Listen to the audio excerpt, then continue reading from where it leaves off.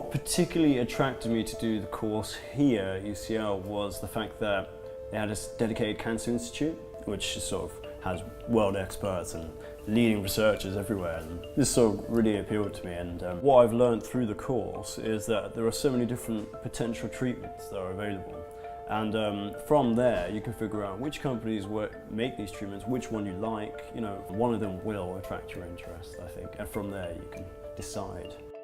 I hope to eventually become a research scientist. I think before I joined the course I had no real idea, and now that I'm here doing this postgraduate, I've now learnt about cancer in a different way.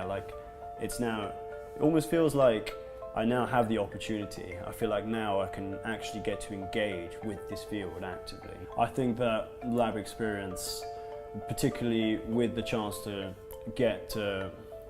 interact with big researchers, I think that experience and that exposure will ultimately help you, I think, getting jobs.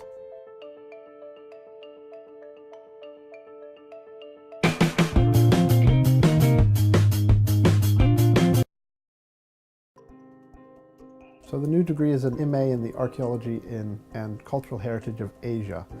And so as the title implies, it has a geographical focus, but a much wider geographical focus than is typical of archaeological studies. Of course, there's an increasing engagement between the West and these various Asian countries, yet they tend to be studied in isolation. So the tendency is for people to specialize on China or to specialize on India, and we think that there's a lot of scope for a comparative perspective to bring new insight and new forms of collaboration as well.